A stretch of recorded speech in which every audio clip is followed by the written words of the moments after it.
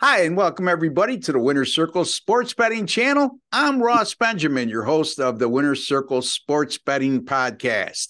And without further ado, after a week off, my man Doug Upstone's back with us. Doug is from DocSports.com. Doug, how are you? I'm doing well, Ross. It was a wonderful weekend in Sin City. Did a lot of fun and interesting stuff, and made some good money at the craps table. Did okay at Nice. roulette, and sports betting was quite good, as a matter of fact. So that Very so good. from that perspective, all of that was very good, and along with doing some other stuff. So yeah, so had a good time overall. And but you know what? It's football time. Yes, it I'm ready to is. go. I'm finishing up my power ratings, as a matter of fact, in both the NFL and college football, as just before, and will be just after we're done with this video. Yeah, it's interesting, the power ratings. I've always been intrigued by that. It's not something I've ever used, but can I just pick your brain a little bit without showing your Sure. total hand and how you arrive at those numbers? Yeah, I mean, it's in a variety of different ways. One of them is just pure coming up with what you feel the numbers of the teams. I should say what their strength is. Okay, just across the board. So it has to do with offense, defense, returning players, as best as you can do now with all the nil players and transfers and Yeah. everything else that way. So that's one set. There's another set then where I take those ratings and then I adjust it for scheduling. Okay, so to where I look at it, and those can change, those can fluctuate quite a bit because with the scheduling, all you can do is go by on the past. You don't know what the future holds. So I built a just say a customizable point into it, how I use it to allow for greater changes as if some schedules end up being harder than others. And then there's just another one that I use just as it's very similar to the first one, but it has just enough different changes so that I have some things that I can follow as I go along, and just to get them to be as accurate as possible versus what the line is. And then, of course, looking for discrepancies, okay, in using them as well. And do you incorporate different home field advantages depending Oh, on what team? yes, Or yes, no question. I give every team a home field edge. Okay, along with that is that, and I don't go by the standard, whether it be three or four. yeah, that's what I guess I that's what try my question was. Yeah. right now. Now I go back over the last 10 years with each team and come up with their straight up record and their against the spread record to formulate a number. Okay. And so as that goes along, I try though keep it. I don't try and change it during the season unless there's just some crazy thing that helps alter it. But yeah, so it definitely it goes up. And I could just as an example, this goes back years ago, but the one that just comes to mind as we're talking about it, used to do, for example, when Miami was in their heyday. Okay, when they were, had a strong home field advantage as anybody. I had it either 6.5 or 7 points them playing Yeah. at home. So I mean, I Wow. give them a big edge, for that because they covered spreads and beat teams decidedly. But like even today, I mean, Alabama, for example, Alabama, Georgia, we're looking at 5 or 5.5, for home Yeah. field advantage. And along with that, too, by the way, is if they're strong road teams, one that comes to mind, for example, is Kansas State. Give Kansas State as an underdog. I'll use that to where I subtract it against the home team that they would be playing. Yeah. So, for example, if Texas was 4, they would be down to 3 against a team like Kansas State. Interesting. A lot goes into that, and as you just heard, Doug put some comprehensive study into what he does when developing those power numbers, and I've always been intrigued by that concept, even though I've never used it. But very interesting stuff, Doug. Look, we're sponsored by GamblersWorld.com and GamblersWorld.net. GamblersWorld.net is our pick site. And you'll find some of the best handicappers in the country over at gamblersworld.net. Unfortunately, Doug is not one of them because he's under contract by Doc Sports, and that's okay. If he wasn't, we'd have him, but he's not. So you can find him at docsports.com. Gamblersworld.com is our video section where you'll find all of our Winner Circles podcast and also various other sports betting videos. Doug puts, I know that Jim puts some of Doug's individual videos that he does daily, and also Jesse Shule and is up there as well, and Sean Higgs' Midday Money Show up there a few times a week. So a lot of good stuff over at gamblersworld.com and gamblersworld.net. Real quickly, to name off some of the handicappers we have there, and they're pretty good ones. I don't want to give myself a star in the forehead, but I'm one of them. Jesse Shule, Sean Higgs, Chip Chirimbus, Matt Fargo, Oskheim Sports, Kyle Hunter, Rob Vincelletti, Mark Lawrence, and Paul Bovey. 10 of the best you find anywhere. And the best thing about purchases over at gamblersworld.net, those are premium paid selections, not selections you'll get on the show, is they're all guaranteed. So single game and multi-game packages, as well as all subscription plans of 30 days or less, are guaranteed. No, you're not going to get your money back, but if you don't make a profit according to our grading system, we will credit your account the exact amount of your purchase price, and you'll be able to use that credited money toward any purchase you want in the future on any handicapper you want as well. All right, Doug, NFL preseason week 1, we're going to be looking at 2 games. The 2 games on Thursday night, as a matter of fact, as Doug will be covering the Houston Texans and the New England Patriots, and I'll be looking at the Seattle Seahawks, who will be entertaining the Minnesota Vikings. Both of those games will be on Thursday, August 10th. Both will be televised by the NFL Network. But before we get to those games, Doug, NFL preseason week 1, I know we were talking off air, and you said, boy, Ross, it's hard to come up with something in preseason week 1. But tell us a little bit beyond just preseason week 1, the entire preseason, and how you approach it from a handicapping perspective. Sure. Obviously it was much easier in years past when we had 4 games as opposed to 3, because it changed the complete dynamic of how you approach it. But there's still some similarities. First of all, week 1 has almost everything to do with quarterback rotations, and then how certain coaches like to do certain things. And one of the things that comes into play, for example, is first year coaches. Because one of the things that they're coming in, there's a reason that they're a first year coach, probably had a team that's not that good. Okay, they're starting with. So you have that. So one of the things that they look to do is to establish a winning feeling amongst the players. So they go through the practices, they do this and all that. They're going to have some guys that are just going to love what they have to do. There's going to be some guys who don't like them at all. So the payout is winning, okay, for the team. And so they look at these games as, I'm not going to say must-win games, but certainly games they are going to go above and beyond. For example, a more experienced coach might look at to want to win. And I think that is very much prevalent even so in week 1. Now, they got to deal with the hand that they have, with limited amount of players, putting in new systems and all that other stuff. So that's, in terms of week 1, that's one of the things I look at. Going forward, it's really changed quite a bit, is that, used to be week 3, was the big week that you could actually, the best dress rehearsal. Now teams do that less, so it's not necessarily week 2 or week 3. You have to really try and find information on the internet where you can find that type of stuff. So I think that is a big thing that comes into play here. And of course, then looking at the coaches' tradition of how they like to perform, have their teams perform. And of course, the one to always to use is Baltimore with John Harbaugh, because seemingly they want to win every single game. in the results in the preseason, yes.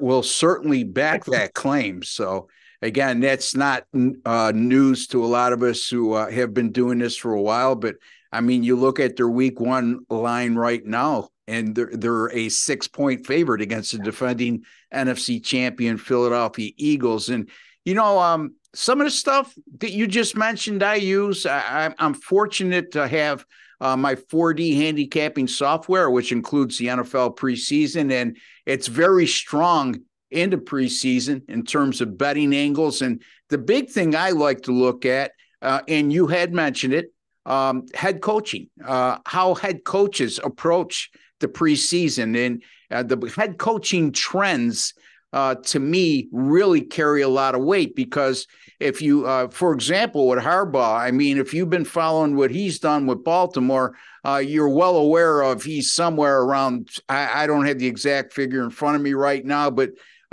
since about 2017, he's 20-1 against the spread or something stupid like that. You know what I mean? And then there's other guys that don't take it as seriously and have been around for a while. And the most where I get stuck a little bit is what Doug just mentioned is a first-year head coach. And again, we're going to be covering, or Doug will be covering, the Houston Texans and New England Patriots. And as you all know, Doug, DeMarco Rhymes, is that, I believe I'm pronouncing his name correctly. Correct. He's the new head coach over in Houston. And Belichick, who's got a good preseason record, but, the bottom line is Houston's a -1.5 favorite here on the road at New England in week 1. So without further ado, I'll let you get right into that game and let the folks know exactly what you're thinking right now. Sure. The line was really interesting, just off the top. So what does that tell us? Well, it tells us that from their perspective, and the game, not that home field advantage is a big deal in the preseason, but it's still worth something. Okay, yeah. From that standpoint. So the first thing that comes to play is that the Ryans has announced that C.J. Stroud is going to be his starting quarterback in the game. Now, he did not say how much he's going to play. I think there's a normal assumption he's probably going to get 1 or 2 series if that's the case. So I think you have that. And then the other thing I'm looking at this game is that behind Stroud is Davis Mills and Case Keenum. And Davis Mills has known what the system has been. He knows that, the quote unquote, the way Houston likes to play football. Is it going to be a little bit different under Ryans? Sure. I think you probably see a little more running than passing just overall. And then Case Keenum, well, I don't think there's any doubt here. I mean, he could fit into anything. I mean, you put him on the field, okay, he's going to do a decent job depending on the cast he has around him. Likely not going to be a great cast in this one, but still, he'll figure out some ways to do things. Now, Belichick is brought back Bill O'Brien, for his offensive coordinator. So that's going to help Mac Jones, okay, in this one. I think that will make him, I think, a better quarterback. Going to install a little bit different offense, but there's still not a lot of weapons in this offense offensively. It's still going to be, I think, a team more geared towards running the ball. Behind him, I like Bailey Zappi. Okay, I think he does a nice job throwing the ball around. Will throw some interceptions. And then Trace McSorley, not crazy about him as a thrower necessarily. So from that standpoint, if we get down to the third stringers, I'm going to give it to Keenum over McSorley. So if we're looking probably the last quarter and a half or so, okay, of the game. As I said, first-year coaches. Now, doesn't mean there's no numbers that suggest that they cover a lot of spreads in the preseason. It's very much an individual type situation. So there's no hard, fast numbers that say that. But I think in this case, Ryans, I think, really wants to win. He's trying to build and change the culture of the team, which has been a losing culture. So I think that's going to matter. And I think he wants to give his team confidence. Belichick, as we know, like you said, he's got a pretty good record, and often a pretty good record as an underdog, as a matter of fact. But in this one, I think he just wants to change things, get things headed in the right direction. I'm not sure Mac Jones is even going to play for them this week. I have not read where he will or necessarily won't. Belichick, typically, though, his history, he usually isolates one game that he looks to try and win in the preseason. And I don't think it's going to be the first one. It never has been before. So I'm looking at this game. There's a reason Houston's a favorite, and I'm going to go with them. Take the Texans and this one at New England. And now the line can change by the time we get to Thursday. But on Monday, as we're doing this, I think that if all things being equal, I think Houston's going to be the play. Win maybe by a field goal, 16-13, somewhere's in that neighborhood, Ross. Well, they're laying 1.5. So would you suggest using the money line on that if it stays within that parameter? Or yeah, I mean, I could certainly make that case. Yes, from that standpoint, giving extra juice in the preseason, I'm just not sure if that's worth the extra amount there. So that's kind of why I hesitate to say for sure on that, because any preseason bet this week should be a low bet. Okay, Yes. you should not put a lot of money on a preseason game. In my opinion, in all honesty, if you take week one of the NFL season, what you normally bet, let's just say your average bet, and you do this, I would make it somewhere between a quarter and a third of your normal bet. Okay, there's no reason in putting out your good money for the preseason. Not to say that we don't want to win. That's not the point. The point is, that it's the situations are much more difficult to read this time of year. There's a lot of miscellaneous stuff that you have to account for that you can't predict.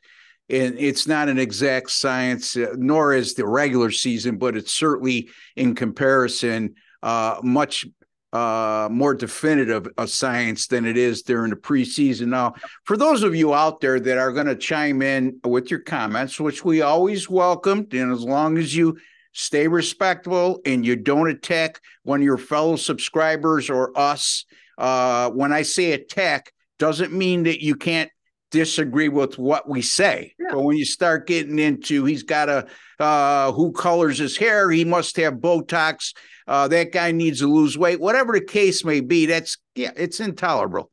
And I won't accept it. But let me say this, because I could foresee, because I got my crystal ball, Doug, that there are going to be some comments about people saying, you can't make money during the preseason. You can't bet on the preseason. Why would you bet on the preseason? There's no science to betting on the preseason. Well, if you're going to say that, you're wasting your time, because you're talking to a guy who's gone 18-10 the last 2 years in the NFL preseason, and since 2010, 57% winners against the spread in the NFL preseason. So save your breath in that regard. But I'd be interested anyway, if you don't agree even with my record, why make a valid point on why you would stay away from the preseason. I will tell you this, what Doug just said about money management, I've always suggested to all my clients, as good as I do during the NFL preseason, I still don't recommend going over 25% of what your regular bet would be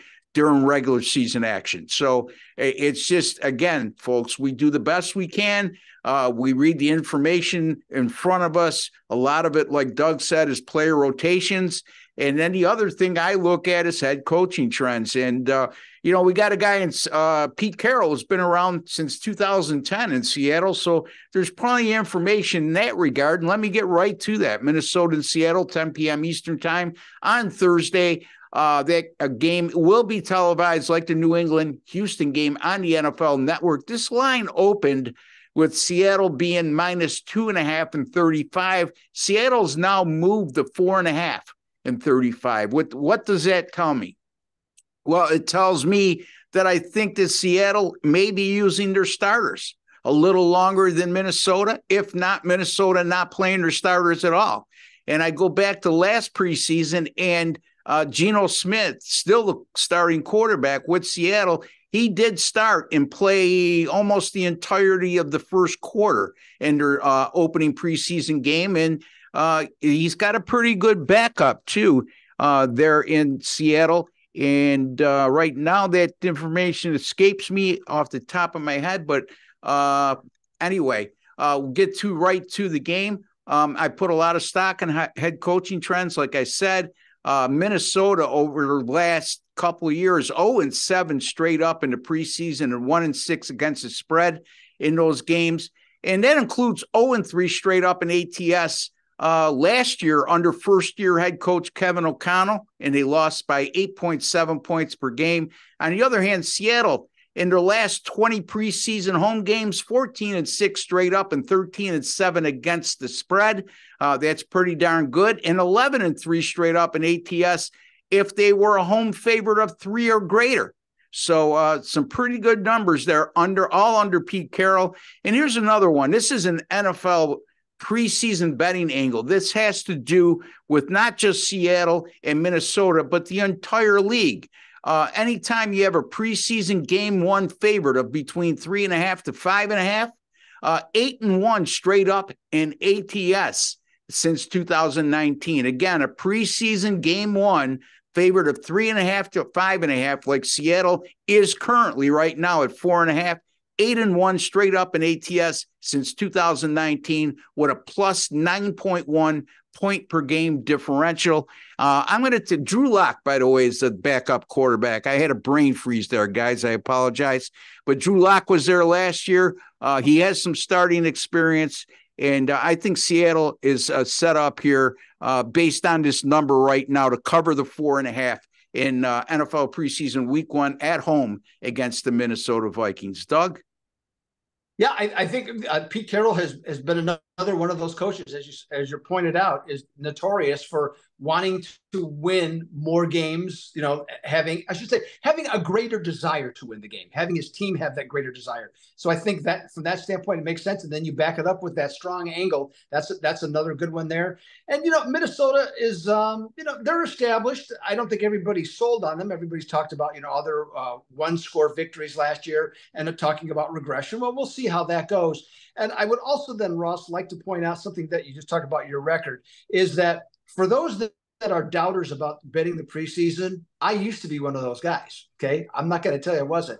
For years, I hated the preseason. Even after I got into the business, okay, I ignored the preseason exclusively. But then I figured out, you know what? They keep putting out lines in these games. Somebody's doing them. Okay. So maybe there's a way to beat it. And so I can tell you, since 2008, I'm 74-51 as we sit here today, okay, in the NFL preseason.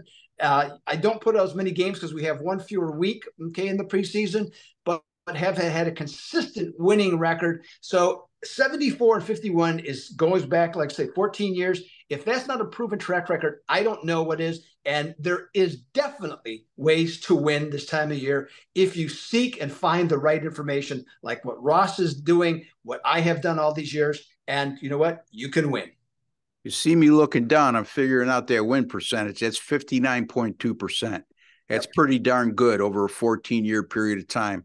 And like I said, 18-10 over the last 2 preseasons and 57% winning selections against the spread in the preseason since 2010. So there you have it. I mean, you have to have a method to your madness, and you don't approach preseason handicapping like you do the regular season in the NFL. And we've made several points along the way to clarify that. And hopefully, like every show we do here on the Winner's Circle Sports Betting Channel, we hope that we make you a smarter sports bettor today than you were yesterday. Folks, if you have not subscribed to our YouTube channel, by the way, take a second to do so. You're watching this, you like sports betting, and why not subscribe? It costs you absolutely nothing. It's absolutely free. There's no strings attached. There's no obligations, and there's no hidden agenda. Okay, so basically when you subscribe, then just go into your YouTube settings and you hit that notification alert bell, and you'll be notified immediately upon us publishing any of our Winner's Circle Sports Betting podcasts right here on our channel. Doug, tell the folks what you may have in store this coming week, and a review of it sounds like you've been doing pretty good in baseball as well. Yes, obviously I'm going to have football coming up this weekend. That's a given. So we got the NFL preseason. So I give you my record in terms of how well I performed over the years. So we have that. Major League Baseball, I've frequently talked about. It hasn't been the field of dreams, so to speak, this particular season. But lately, it has been 9-2 the last 8 days. Been a little more selective maybe from that standpoint. And it just, I don't know, just something just has kind of clicked. Okay, from that standpoint. So I'm really happy the direction, and this is something I have done for sure the last 3 years, is that get late July, early August, something just kind of clicks, and it's gone well. So I'm really excited now to go through the rest of this month, and then have to make the alterations when September comes to make some adjustments, because that's always part of baseball handicapping. And so I'm really excited for that. And Ross, I know, Canadian football is always on your mind, and the reason it's on your mind though is because you're thinking about me. And last week I had 2 more winners. Had a big 6-unit play winner last week, so 8-2 this year in the CFL. 11-3 dating back to last year. So when you go to north of don't call me a hoser, okay? I know how to pick these games. Hey, I'm only 60 miles from the north of the border country of Canada, and got some good Canadian friends over there. I love Canadian people, man. They're so low key and dry sense of humor. And, most of all, Doug, which I know you will appreciate, their beer is outrageous. It's very good. It's clean. There's no preservatives in it. And after you have about the third one, the light switch goes on. And talking about a light switch, I also have not enjoyed a very good baseball season. However, I always keep saying that there's going to be a torrid run that's going to come because I just know myself. And I think I just began one because the last 2 days I went 5-0 in Major League Baseball. I went 2-2 on Friday, but I did make a profit as my top play hit, small profit. But then yesterday a 3-0 sweep, Saturday 2-0, and I already told you how well I do in the NFL preseason. I'll definitely have some picks in the NFL preseason this week. And folks, if you see this in time, because we are recording on Monday the 7th, I do have 2 Major League Baseball picks up for tonight, Monday the 7th, but keep an eye on my Major League Baseball going down the stretch, especially in the month of August, because when September rolls around and you get all those lopsided lines and a lot of influx of minor league players, I turn the volume down. And I'm not talking about the audio. I turn the volume down on the amount of plays I make. So, all right, Doug, always a pleasure. I'm glad you're back, my man. I'm glad you enjoyed your week in Vegas. Until the next time, for Doug Upstone and Ross Benjamin, we'll see you, us two, on Thursday. I'll be back tomorrow morning. We're going to be talking more NFL. Me and Jesse Shule, 3 NFL preseason picks for you on Tuesday morning. Look forward to that. Until the next time, folks, good luck, God bless, and take care.